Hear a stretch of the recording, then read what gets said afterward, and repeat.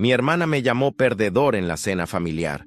Dejé de pagarle todo y entró en pánico. Pagué los estudios de mi hermana mientras trabajaba en 2 empleos, solo para que me llamara perdedor en una cena familiar. Se quedó en shock cuando dejé de pagar su alquiler y le conté a todos por qué ya no podía seguir con su estilo de vida. Cuando mi hermana menor, Elena, fue aceptada en la universidad de sus sueños, toda la familia actuó como si fuera el mayor logro de la historia. Mis padres estaban radiantes de orgullo. Elena ya hablaba sobre la carrera que iba a tener, y yo estaba en un rincón, callado, calculando cómo iba a funcionar todo eso. Mis padres no tenían dinero para pagar sus estudios. Lo dejaron bastante claro cuando empezaron a lanzar indirectas en las conversaciones familiares. Elena es tan inteligente, pero la universidad es tan cara hoy en día, decía mi madre, mirándome como si yo no supiera ya a dónde quería llegar. Yo no tenía mucho. Trabajaba como mecánico y trataba de ahorrar para comprar una casa. Pero Elena era mi hermana y pensé, ¿qué daño hay en ayudar? Así que empecé a contribuir. Al principio eran pequeñas cosas, libros, algunas compras, pero no se detuvo ahí. Pronto estaba pagando su alquiler, las facturas, incluso sus salidas cuando necesitaba relajarse. Cada vez que pedía dinero, venía con una excusa. Te lo pago cuando me gradúe. O, mamá y papá no pueden ayudar ahora. Lo peor era que mis padres actuaban como si fuera mi obligación ayudar. La familia cuida de la familia, decían, como si yo no me estuviera matando con 2 trabajos para mantenerlos a todos. Mientras tanto, Elena actuaba como si el mundo girara a su alrededor. Publicaba fotos de cenas caras y viajes de fin de semana, sonriendo como si no estuviera viviendo a mis expensas. Yo seguía diciéndome que esto era temporal. Cuando se gradúe, habrá valido la pena, pensaba. Pero en el fondo, empezaba a resentir el hecho de que mi vida estaba en pausa, mientras la de ella avanzaba a toda velocidad, y yo pagando la cuenta. Pensé que las cosas mejorarían cuando Elena se estableciera en la universidad. Imaginé que se daría cuenta de todo lo que hacía por ella y mostraría algo de gratitud. Pero si algo cambió, fue para peor. La primera señal real vino con sus gastos. Mientras yo me saltaba comidas y hacía turnos extra para pagar su alquiler, Elena mostraba su nuevo guardarropa en redes sociales. Bolsos de diseñador, zapatos de moda, cenas sofisticadas, cosas que yo nunca podría permitirme. Al principio, traté de racionalizarlo. Tal vez consiguió un trabajo de medio tiempo, pensé. O quizás solo está exagerando para aparentar.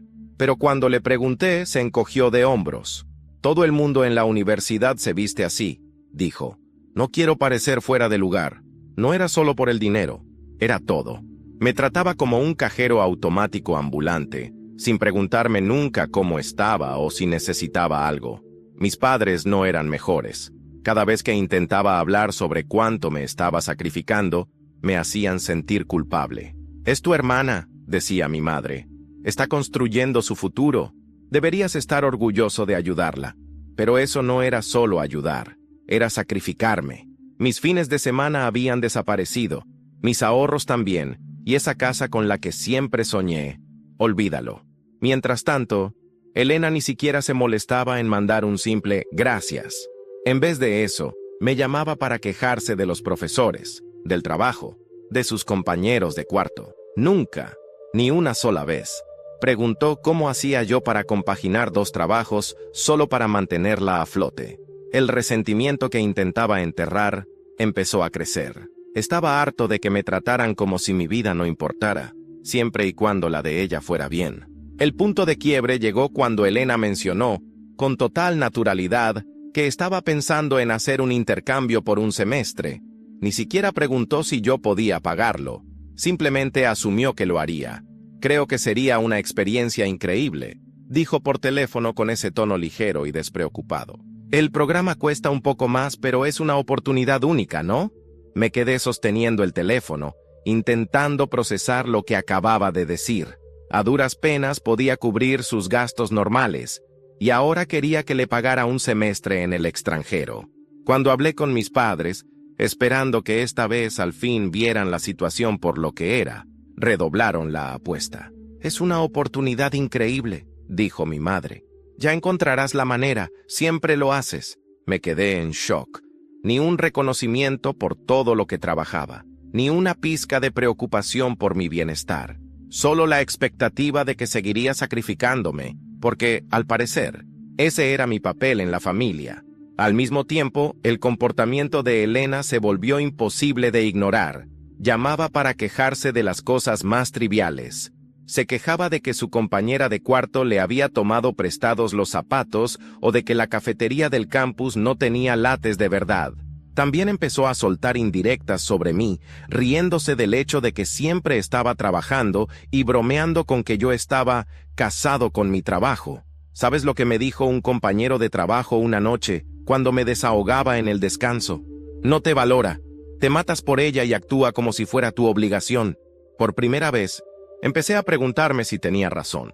La cena familiar se suponía que iba a ser un encuentro casual. Mis padres me invitaron para ponernos al día, y Elena estaba de vuelta en casa por unas vacaciones de la universidad.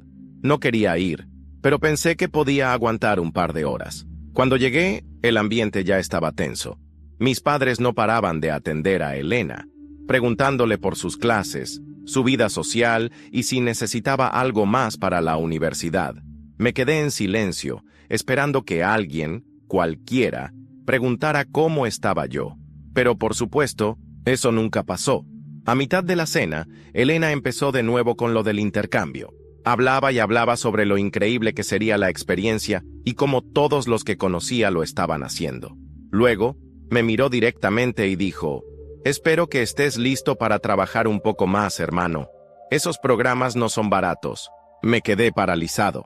No podía creer que tuviera el descaro de decir eso delante de todos, como si ya estuviera decidido.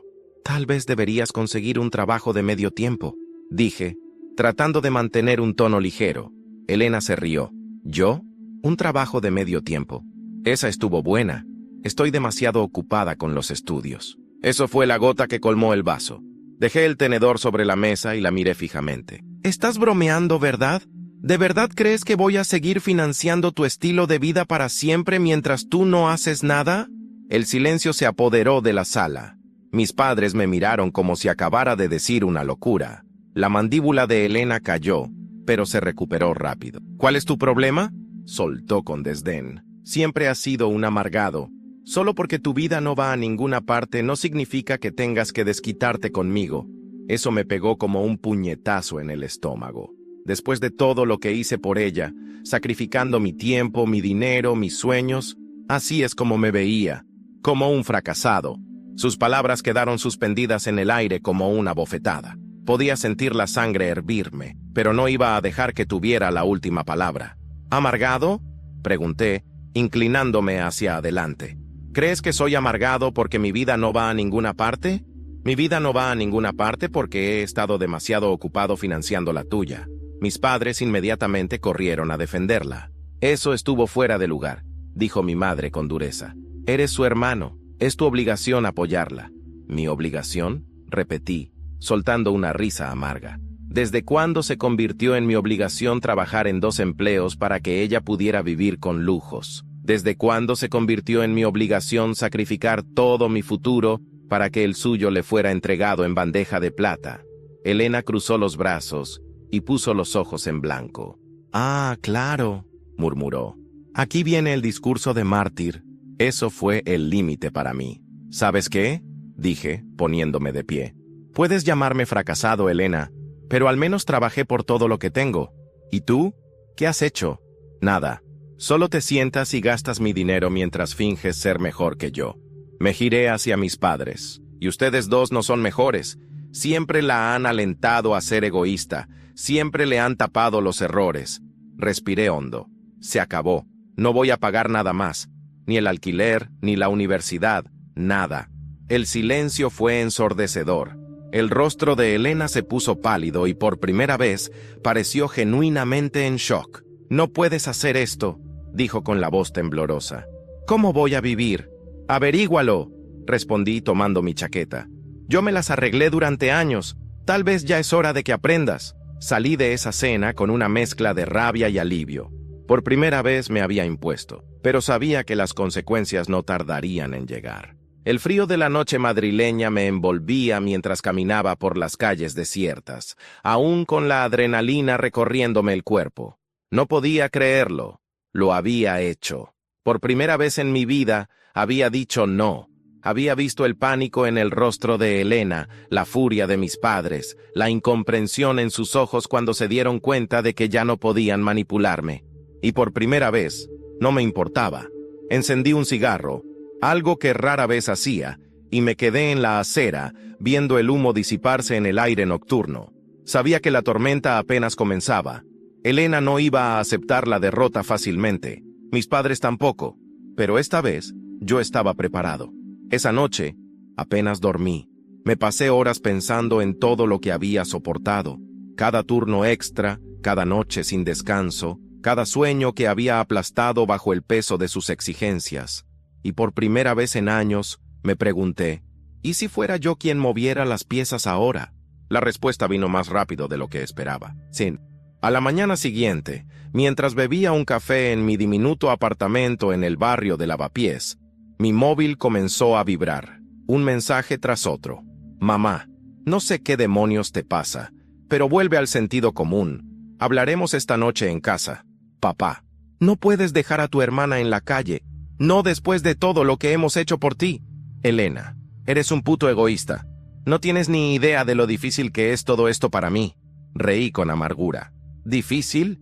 No tenía ni idea de lo que era difícil. Decidí ignorar los mensajes.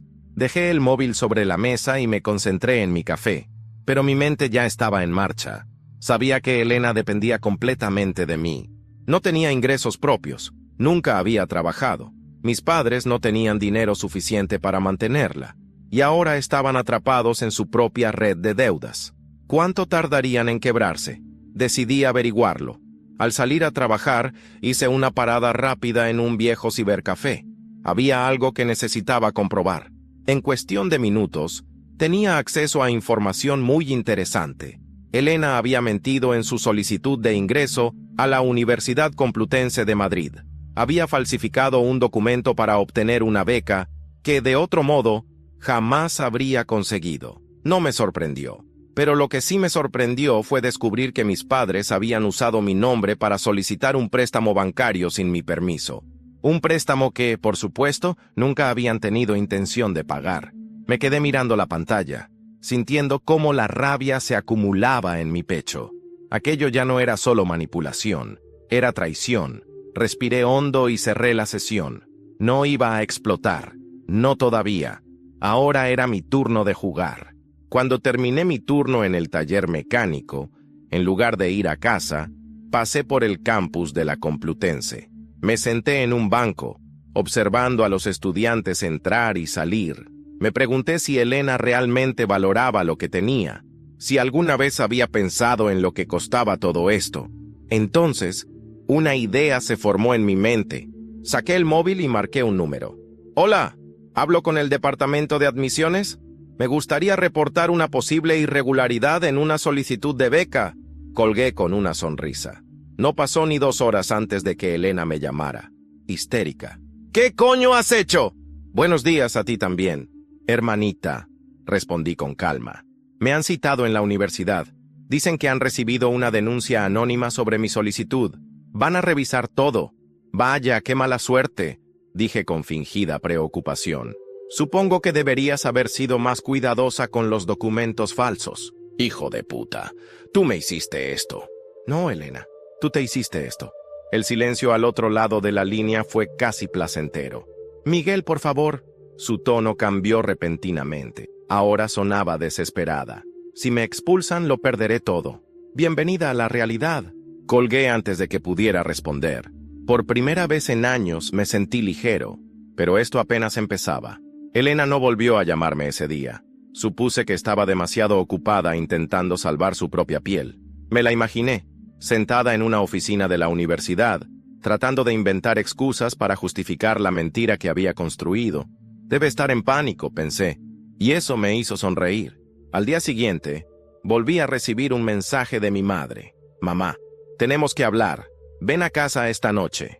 No respondió cuando le pregunté de qué se trataba, pero no me sorprendió. Sabía que mi familia nunca me daba opciones, solo órdenes disfrazadas de peticiones. Pero esta vez decidí jugar con sus reglas. A las 8 en punto, llegué a la casa donde crecí, una vivienda modesta en el barrio de Carabanchel. Apenas crucé la puerta, el ambiente estaba cargado de tensión. «Siéntate», ordenó mi madre, sin ni siquiera mirarme a la cara. Lo hice, cruzando los brazos. Mi padre suspiró y se apoyó en la mesa. «Miguel, lo que hiciste con Elena estuvo fuera de lugar». Reí sin humor. ¿Fuera de lugar? Lo único que hice fue decir la verdad. ¿Desde cuándo la verdad es un problema? La universidad podría expulsarla. ¿Entiendes lo que eso significa?, intervino mi madre, con una furia contenida en su voz. «Le arruinaste la vida». «No», repliqué apoyándome en la mesa. «Ella se arruinó la vida. Yo solo me aseguré de que enfrentara las consecuencias». Elena estaba sentada en un rincón, con los ojos hinchados de tanto llorar. Me miraba como si fuera un monstruo, pero no sentí ninguna culpa. «Miguel», su tono era diferente ahora, más suave, más manipulador. «He cometido errores, lo sé, pero no puedes hacerme esto». «Puedo y lo hice», respondí sin un ápice de compasión. «Y no me arrepiento. No puedes abandonarnos así», dijo mi madre con severidad. «La familia se ayuda». Y ahí estaba, esa misma frase que habían usado tantas veces para hacerme sentir culpable. Me incliné hacia adelante, asegurándome de que mis palabras quedaran grabadas en sus mentes. «¿Familia? Durante años fui el único que sacrificó todo por ustedes. ¿Y qué recibí a cambio? Burlas, humillaciones, desprecio. No me vengan con discursos de familia ahora que les conviene». Mi padre apretó los puños sobre la mesa. «Sabes que no podemos pagar todo sin tu ayuda». «Ese no es mi problema». Me encogí de hombros. Quizás debieron pensarlo antes de hacerme cargar con una responsabilidad que no me correspondía. El silencio que siguió fue casi aterrador. Elena fue la primera en romperlo. «Eres un hijo de puta». Sonreí con sorna. «Lo mismo pensaba de ti». Me levanté y caminé hacia la puerta, pero antes de salir, dejé caer la bomba final. «Ah, por cierto, ¿sabíais que alguien tomó un préstamo a mi nombre?». El impacto en sus caras fue inmediato. Mi madre palideció y mi padre se quedó sin palabras. Elena frunció el ceño, confundida. «¿De qué estás hablando?», preguntó mi padre, tratando de mantenerse calmado. Saqué mi móvil y abrí la captura de pantalla del préstamo. 30.000 euros solicitados con mi nombre y mis datos bancarios, dije con voz serena. «Un préstamo que nunca pedí». Mi madre tragó saliva. «Hijo, déjanos explicarte». «No hay nada que explicar», los interrumpí. «Es fraude. Y si no pagan cada maldito euro, lo denunciaré». Los dejé ahí, en shock. Salí de esa casa sintiéndome más fuerte que nunca. Sabía que aquello era solo el principio, pero esta vez ellos iban a pagar el precio. Cuando salí de esa casa, sentí que finalmente había tomado el control de mi vida. Pero sabía que esto no había terminado. No aún. Los siguientes días fueron extrañamente tranquilos. Ni un solo mensaje, ni una llamada de mis padres o de Elena. Solo silencio. Sabía que no se habían rendido. Solo estaban esperando el momento oportuno para intentar manipularme otra vez. Pero yo ya no era el mismo. Fue el viernes por la mañana cuando la primera bomba explotó. Estaba en el taller, cubierto de grasa y con las manos ocupadas en el motor de un Audi A4, cuando mi jefe, Santiago, me llamó desde su oficina. «Miguel, hay alguien aquí para verte». Me limpié las manos con un trapo y salí. Ahí estaba ella, Elena. Parecía un fantasma de lo que había sido. Ojos hinchados, el maquillaje corrido, el cabello enmarañado. Me miró con una mezcla de ira y desesperación. «¿Podemos hablar?». Su voz era más débil de lo que la recordaba. Miré a mi jefe. Santiago levantó las manos en señal de «haz lo que necesites», y se fue. «Tienes 5 minutos», dije cruzándome de brazos. Elena respiró hondo. «Me han suspendido temporalmente. La universidad está investigando mi solicitud de beca. Si confirman que falsifiqué documentos, me expulsarán. Entonces parece que tendrás que buscar un trabajo», respondí con indiferencia. Su labio tembló. «No entiendes. No puedo trabajar y estudiar al mismo tiempo». Reí sin humor. «Vaya, qué coincidencia. Yo tampoco podía. Y sin embargo, lo hice». Elena cerró los ojos y tragó saliva. Mamá y papá están desesperados. No pueden pagar sus deudas. Otra coincidencia. Yo tampoco podía.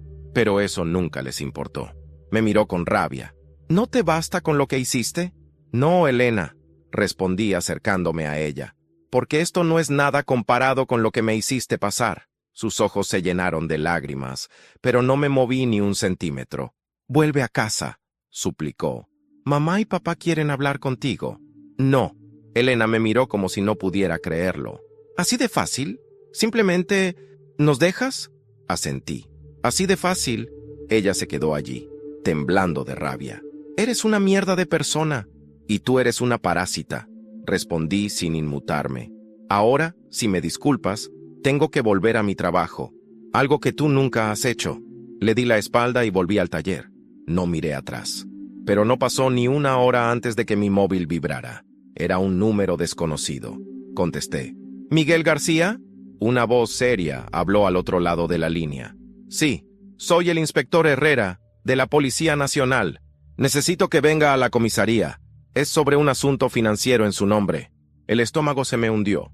Mis padres finalmente habían llegado a su límite.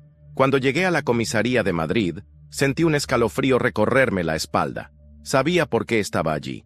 Sabía que mis padres habían ido demasiado lejos esta vez. El inspector Herrera era un hombre alto, de cabello canoso y mirada severa. Me recibió en su despacho con un gesto serio. Siéntese, señor García. Lo hice, sin decir una palabra. Sé que esto puede ser un shock, pero hemos recibido una denuncia de fraude bancario en su nombre. Se han identificado préstamos y movimientos financieros que usted no ha autorizado. Respiré hondo. Sí, lo sé. Mis propios padres usaron mi nombre para pedir dinero. El inspector alzó una ceja. ¿Está diciendo que sus propios padres falsificaron documentos para endeudarlo? Asentí. ¿Tiene pruebas? Saqué mi móvil y abrí los correos, capturas de pantalla y extractos bancarios que había recopilado en los últimos días. Se los entregué sin titubear. El inspector los revisó en silencio. Esto es grave, señor García. Si seguimos adelante con la denuncia, su familia podría enfrentar cargos penales. Mi mandíbula se tensó. Sabía que esto era real. No era un juego, ni una discusión de cena familiar. Esto podía destruirlos. Pero, ¿y si ya era hora de que aprendieran? Quiero proceder, dije sin dudar. El inspector asintió y comenzó a escribir en su ordenador. Enviaremos esto al Departamento de Fraudes Financieros. Mientras tanto, le sugiero que esté atento. Si su familia intentó esto una vez, podrían intentarlo de nuevo. Me levanté, sintiendo que un peso se desprendía de mis hombros. Gracias, inspector. Una última cosa, señor García. Su voz me detuvo en la puerta. ¿Es consciente de que una denuncia como esta puede hacer que su familia pierda su vivienda si las deudas no se saldan? Sonreí con frialdad. Sí, y por primera vez, no es mi problema. Salí de la comisaría con una certeza absoluta. Esta guerra ya no era solo personal. Al día siguiente, la primera consecuencia golpeó. Recibí un mensaje frenético de mi madre. Mamá. Miguel, por favor, ¿qué has hecho? La policía ha llamado a casa. Quieren investigar el préstamo. ¿Vas a arruinarnos? Sonreí al leerlo. ¡Qué ironía! ¿Arruinarlos? ¿Y qué habían hecho ellos conmigo todos estos años? Decidí no responder. Dejé que se retorcieran en su propio miedo. Pasaron 2 días antes de que la siguiente ficha del dominó cayera. Elena apareció en mi apartamento. No sé cómo consiguió la dirección, pero ahí estaba, golpeando la puerta como una loca. Abrí con calma. ¿Qué quieres? Ella entró sin permiso y se giró para encararme. La universidad me ha expulsado. No dije nada. No porque no me importara, sino porque la satisfacción era demasiado dulce. Es tu culpa, por tu maldita denuncia anónima, gritó con lágrimas de rabia. Me han quitado la beca. Me han cerrado todas las puertas.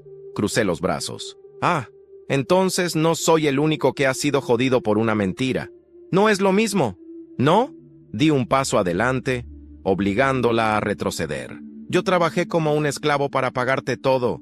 Elena, tú solo tuviste que estudiar, y ni siquiera hiciste eso sin hacer trampas. Ella me fulminó con la mirada. Eres un hijo de puta. Sonreí con burla. Eso ya lo dijiste. ¿De verdad vas a dejar que nos hundamos así? La miré fijamente. Sí. Elena tembló de rabia. Si nos jodes a todos, no creas que te irás limpio de esto. Miguel. Veremos quién sobrevive mejor sin el otro, repliqué. Ella me miró con una mezcla de odio y miedo. Luego, sin decir una palabra más, salió dando un portazo. Pero justo antes de que la puerta se cerrara, la escuché murmurar algo. «Vas a arrepentirte». No lo creí, hasta que, al día siguiente, perdí mi trabajo. Cuando Santiago, mi jefe, me llamó a su oficina, supe que algo iba mal. Lo vi en su cara, en la forma en que evitaba mirarme directamente mientras se acomodaba en su silla de cuero viejo. «Cierra la puerta, Miguel». Obedecí sin decir nada. Me crucé de brazos y esperé. «Mira, chaval, esto no es personal», comenzó rascándose la nuca. «Pero tengo que dejarte ir». No reaccioné al instante. «¿Por qué?», Santiago suspiró. «Mejor pregúntale a tu familia». Sentí un frío recorrerme la espalda. «¿Qué hicieron?». Mi jefe apretó los labios, incómodo. «Tu madre llamó esta mañana y luego llamó tu hermana. Hicieron un escándalo. Dijeron que les estabas arruinando la vida, que estabas denunciándolos por una tontería y que eras un mentiroso». Mi mandíbula se tensó. «¿Y tú les creíste?». Santiago negó con la cabeza. «No, pero no puedo tener este tipo de problemas en el taller. ¿No es bueno para el negocio?». Algunos clientes han empezado a hacer preguntas. Me reí con amargura. «¿Así que me despides porque mi familia decidió arrastrarme al fango con ellos?». Santiago me miró con algo que parecía culpa. «No es solo eso, Miguel. También recibimos una llamada anónima esta mañana diciendo que estabas robando piezas del taller». Me quedé en silencio. «Obviamente no me lo creí», continuó él. «Pero no puedo permitirme este drama. Lo siento. Unos meses atrás, habría suplicado. Habría intentado convencerlo de que me diera otra oportunidad. Pero ya no». «Lo entiendo», dije simplemente. Santiago asintió. «Te pagaré hasta el final de la semana. No quiero que nos vayamos en malos términos». Me levanté, recogí mis cosas y salí. Cuando llegué a mi apartamento, aún con el mono de trabajo sucio, encendí un cigarro y me senté en la cama. Mi propia familia había movido sus fichas. Me habían atacado en mi punto más débil, intentando dejarme sin sustento. Pensaban que, si me hundían lo suficiente, me vería obligado a volver a ellos, a pedirles perdón, a corregir mi error. Se equivocaron. No iba a suplicar, iba a contraatacar. Esa misma noche, fui a un bar de mala muerte en el centro de Madrid. Un viejo amigo de la infancia, Sergio, trabajaba allí. Nos habíamos distanciado con los años, pero recordaba bien que tenía conexiones en sitios que no eran precisamente legales. «Miguel, cabrón, ¿qué haces por aquí?», me saludó, sirviéndome una cerveza sin preguntar. «Necesito información». Sergio arqueó una ceja. «¿De qué tipo?». Le pasé una nota con un nombre y una dirección. «Quiero saber cuánto dinero deben mis padres. ¿Y a quién?». Sergio silbó. «Joder, tío. No suena a una visita amistosa». «No lo es». Me miró en silencio por un momento. Luego asintió. «Dame unos días». Bebí mi cerveza y salí del bar con la certeza de que esta vez yo tenía el control. 2 días después, Sergio me llamó. «Miguel, esto es peor de lo que pensábamos. Tus padres no solo pidieron un préstamo al banco, también le deben dinero a un prestamista privado. Y no es un tío al que puedas dejar colgado». Mi corazón se aceleró. «¿Quién?». «Javier, el lobo». Me quedé sin aire por un segundo. Javier el lobo no era cualquier prestamista. Era el tipo de persona con la que no te metías si querías seguir teniendo todos los huesos en su lugar. «Van a venir por ellos, Miguel. Y pronto». Colgué sin decir nada. Por primera vez en semanas, sentí algo que no esperaba. Miedo. Porque por mucho que odiara a mis padres y a Elena, no estaba seguro de que se merecieran lo que estaba por venir. Dormí mal esa noche. No porque me sintiera culpable. Todavía no había hecho nada. Pero la información que Sergio me dio me dejó inquieto. Mis padres y Elena podían ser unos parásitos, pero habían cometido el peor error posible: pedir dinero a alguien como Javier el Lobo sin poder pagarlo. Sabía lo que venía después. No eran amenazas vacías. Gente como él no enviaba cartas de aviso ni daba oportunidades para renegociar. Si Javier los consideraba una inversión fallida, los haría pagar de otra forma. Y yo no tenía intención de salvarlos. La mañana siguiente, recibí la llamada que esperaba. «Necesitamos hablar». Era mi madre. Podía oír el pánico en su voz. el temblor de alguien que sabe que el suelo bajo sus pies se está desmoronando. No tengo nada que decirte, respondí con frialdad. Por favor, Miguel. Su voz se quebró. Vinieron hombres a casa ayer por la noche. Dijeron que si no pagábamos en una semana, tomarían lo suyo de otra forma. Me quedé en silencio. Papá no sabe qué hacer, y Elena, ella está aterrorizada. No me moví. ¿Y qué quieres que haga yo? Eres nuestro hijo, joder. Ah, ¿ahora sí? Porque hace unos días solo era el egoísta que arruinó sus vidas. Esos hombres pueden hacernos daño de verdad. Miguel, lo sé. ¿Y no piensas ayudarnos? Respiré hondo. No, colgué. No esperaba que entendieran. No después de años de abuso y manipulación. Pero lo que no esperaba era que Elena apareciera en mi puerta una hora después. Llamó con desesperación, golpeando la madera con los puños. Abrí y me encontré con una versión de mi hermana que nunca había visto. Si no nos ayudas, estamos muertos. Me apoyé en el marco de la puerta, cruzado de brazos. ¿Por qué crees que puedo hacer algo? Porque tú los metiste en esto, escupió. Si no nos hubieras denunciado, todavía tendríamos el dinero para pagarle a esa gente. Me reí en su cara. ¿Todavía te crees inocente en todo esto? ¿Tienes idea de lo que estás diciendo? ¡Nos van a matar, Miguel! No es mi problema. Su mandíbula tembló. Si nos pasa algo, la culpa será tuya. La miré a los ojos. No, será de ustedes. Cerré la puerta en su cara. Esa noche no dormí. No porque me preocupara por ellos, sino porque sabía que la semana siguiente sería un espectáculo. Y yo iba a ver cada segundo de su caída. El mensaje llegó 3 días después. Sergio. Tío, tus padres están jodidos. El lobo ha enviado a su gente. No es bonito. No sentí nada. Ni lástima, ni miedo, ni satisfacción. Solo una calma fría. Me puse una chaqueta y salí a la calle. Caminé hasta el bar donde Sergio trabajaba, en un callejón detrás de Plaza de España. Apenas entré, lo vi en la barra. ¿Qué sabes?, pregunté sentándome a su lado. Sergio no me miró al principio. Tu padre intentó negociar, pero no tiene nada con qué pagar. A tu madre le dieron un aviso bastante claro. ¿Aviso?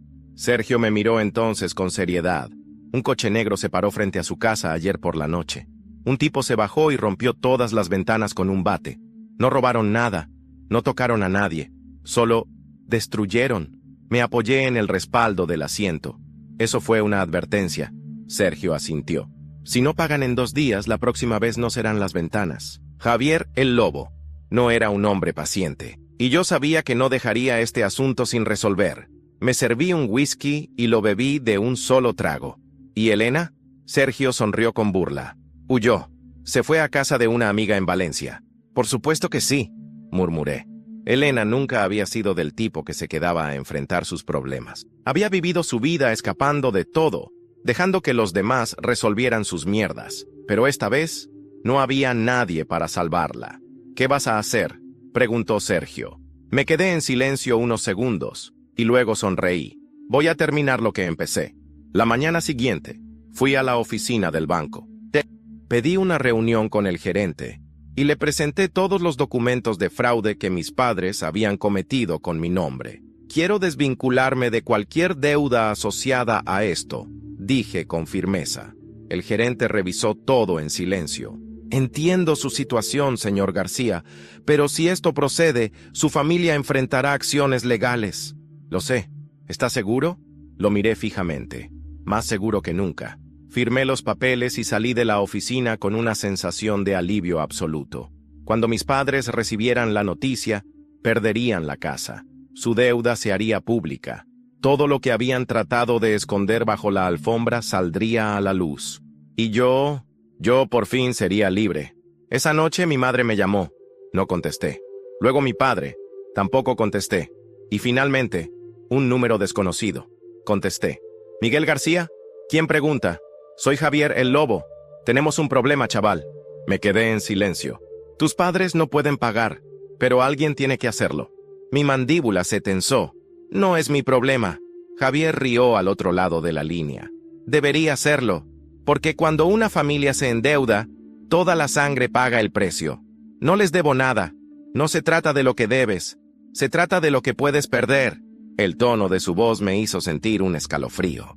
Nos vemos pronto. Miguel colgó. Me quedé con el móvil en la mano, sintiendo por primera vez algo que no esperaba. Miedo. Sabía que el lobo no hacía amenazas vacías. Esa llamada lo cambió todo. Había creído que al cortar lazos con mi familia, me libraría de sus consecuencias. Pero el problema era que, para tipos como Javier, la familia no era solo un concepto, era una cadena. Si uno no pagaba, el siguiente en la línea tenía que hacerlo, y yo era el siguiente. 2 días después de la llamada, encontré la primera advertencia. El cerrojo de mi puerta estaba forzado. Nada había sido robado, pero alguien había entrado. Mi ropa estaba revuelta. Mi frigorífico abierto. Habían dejado un solo mensaje, escrito en tinta negra en la pared de mi salón. Paga o paga con sangre. Respiré hondo. No iba a dejar que esto me quebrara. Cogí el móvil y llamé a Sergio. Necesito verte. Ahora. Nos encontramos en su bar, en una mesa apartada. Joder, tío, dijo en cuanto le enseñé la foto de la amenaza. Esto es serio. Lo sé. Por eso necesito información. Sergio suspiró, cruzándose de brazos. Mira, Miguel, si vas a enfrentarte a el lobo, más te vale hacerlo con inteligencia, no con fuerza. No quiero enfrentarlo, lo corregí. Quiero dejarlo sin opciones. Sergio arqueó una ceja. ¿Cómo? Sonreí. Voy a hacer que Javier pierda el interés en mi familia. Eso no va a pasar. Sí, si él cree que sacar dinero de ellos ya no vale la pena. Sergio me miró en silencio por un momento. Luego suspiró y sacó su móvil. Vale, te contaré lo que sé. Lo que descubrí esa noche fue más que suficiente para hundir a Javier. Resulta que no solo era un prestamista, sino que también tenía negocios turbios con políticos y empresarios de alto nivel. Negocios que podían derrumbarse con la información correcta. Así que hice exactamente lo que mejor se me daba: usar la verdad como arma. Mandé correos anónimos a la policía financiera, con pruebas de sus movimientos ilegales. Filtré información en foros y periódicos locales. Y luego, esperé. 3 días después, la noticia estalló en todas partes. Detenido prestamista vinculado a lavado de dinero y crimen organizado. El lobo había caído. Y con él, la deuda de mis padres se convirtió en un problema sin dueño. Mis padres ya no tenían nada. El banco se quedó con su casa. Con sus cuentas embargadas, se vieron obligados a mudarse a un apartamento barato en las afueras de Madrid. Papá intentó buscar trabajo, pero a su edad y con su historial financiero arruinado, nadie lo contrataba. Mamá pasó de ser la mujer arrogante que me despreciaba a alguien que apenas podía mirarse en el espejo. Y Elena... Elena. La última vez que supe de ella, estaba en Valencia, viviendo en un sofá prestado, trabajando de camarera en un bar de mala muerte. Al final, todos pagaron. Yo por fin era libre. Esa noche, empaqué mis cosas, compré un billete de tren y dejé Madrid atrás. No miré atrás. No había nada que valiera la pena recordar.